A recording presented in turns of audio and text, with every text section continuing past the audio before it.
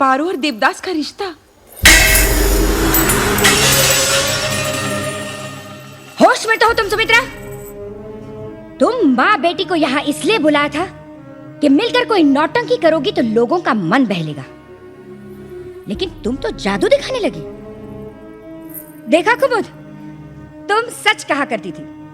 सुमित्रा काकी हमेशा मौके पर ही आती है और मौके का फायदा उठाने से बहुत अच्छी तरह से आता है। बचपन में इसकी बेटी हमारे बगीचे से अमरूद चुराया करती थी, आज इसकी नजर हमारे बेटे पर पड़ गई। ना दीदी, ये बात सच नहीं है। देवदास और पारो बचपन के साथी हैं, एक दूसरे को चाहते हैं, एक दूसरे के बगैर नहीं रह सकते। आपका परिवार बहुत बड़ा है दीदी, आपकी नजर नहीं पड़ी होगी, पर उन दोनों की तड़प का एहसास है मुझे। इस रिश्ते को मत ठुकराइए दीदी, चाहे उसके बाद आप हमसे कोई रिश्ता ना रखें। अरे जब कुएं का पानी ही खराब हो तो घड़े की जात क्या देखनी सुमित्रा?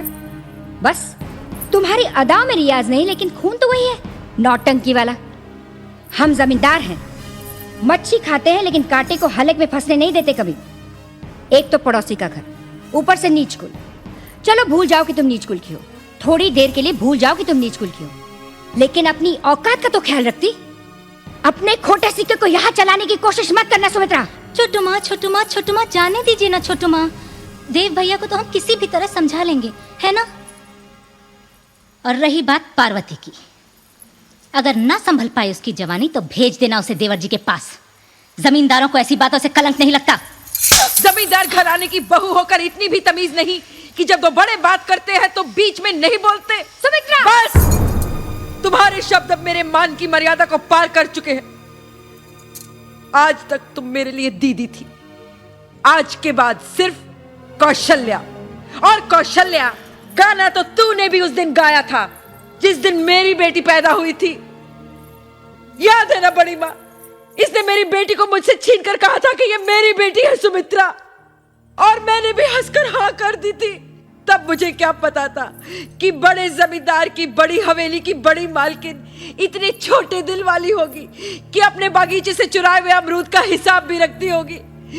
बता, है हिसाब तेरे पास? कितने अमरूद चुराए मेरी बेटी ने? बोल। अमरूद चुराती है? अरे कौशल्या, जितने अमरूद मेरी बेटी ने तेरे बागीचे से चुराए हैं ना, उससे ज्यादा निवाले तेरे बेटे को मैंने अपने हाथों से खिलाए हैं। अमरूद चुराती है, नीच कुल। हाँ मानते हैं हम हैं बेटी बेचने वाले, पर धंधा तो तुम भी करती हो कौशल्या। हम तो पैसे लेकर सामने से बेटी देते हैं, तुम तो दहेज भी लेती हो और बेटी भी। सिक्का सही है या गलत, उसकी पहचान आवाज से होती है, लेकिन उसे तुम नहीं समझ पाओगी कौशल्या, क्योंकि तुम बहरी हो कौशल्या, जो अपने बेटे की दिल की धड़कन नहीं सुन सकती। तुम अंधी हो जो उन दोनों के बीच का प्यार नहीं देख सकती, और बहुत जल्दी गूंगी भी हो जाओगी जब अपने बेटे की बर्बादी देखोगी। जिसे तुमने ठुकराया है, उसी लक्ष्मी की सौगंध खाकर कहती हूं, आज से 7 दिन के अंदर मैंने अपनी बेटी का ब्याह तुमसे ऊंचे घराने में ना कराया तो 8वें दिन बिना पूछे मेरा मातम मनाने आ जाना। आई तो थी तुझे दुआएं देने कि तेरे घर चांद सा बेटा हो, पर अब तो यही दुआ निकलती है कि तेरा घर भी चांदनी से आबाद हो, तेरे घर भी बेटी हो।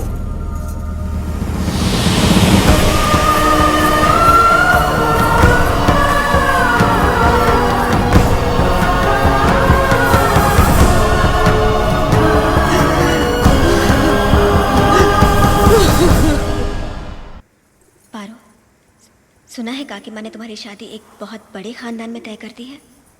अपने पति का नाम जानती हो? देवदास। इतना सब कुछ होने के बाद क्या देव तुमसे शादी करेगा? पूछ के बता दूंगी। काकी माँ ने पूछा, वो क्या कम था जो अब तुम पूछोगी? कितना अपमान हुआ उनका वहां पर माँ का अपमान देव ने तो नहीं किया ना, तो क्या तुम जाकर देवदास से सिंदूर मांगोगी? लाज नहीं आएगी पारो? जो चीज अपनी हो उसे मांगने में लज्जा कैसी? तुम तो झूठ मूठ का सिंदूर लगाती हो मनु दीदी। पति किसे कहते हैं ये तुम्हें पता ही नहीं।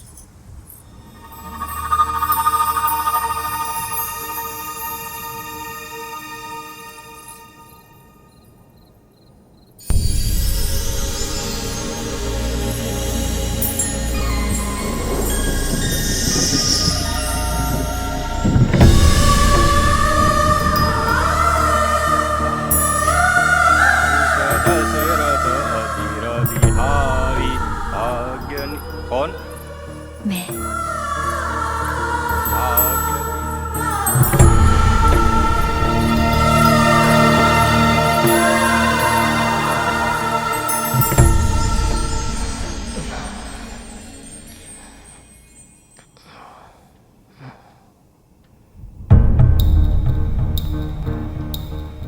पारो,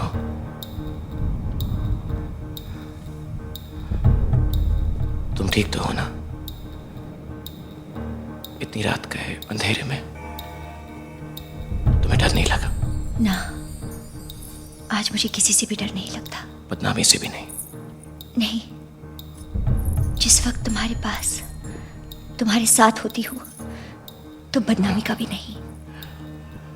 तो तुम इस वक्त यहाँ पर क्यों आई हो? नदी सागर से मिलने क्यों जाती है? सूरजमुखी हमेशा सूरज की तरफ ही क्यों देखता है? और ये पारो अपना स्वाभिमान, अपनी कुल की मान मर्यादा सब कुछ छोड़कर रात के इस वक्त अपनी देव के चरणों में जगह मांगने क्यों आती है? इन सारे सवालों का सिर्फ एक ही जवाब है देव। जवाब तो एक है पारो, पर सवाल बहुत सारे हैं। कोई सवाल नहीं जब तक हम दोनों साथ हैं। पर यही तो वो लोग नहीं चाहते। तुम क्या चाहते हो? तुम्हारी खुशी। पर पारो, बाबूजी इस रिश्ते को हमारी नजरों से नहीं देखेंगे। हम उन्हें मना लेंगे।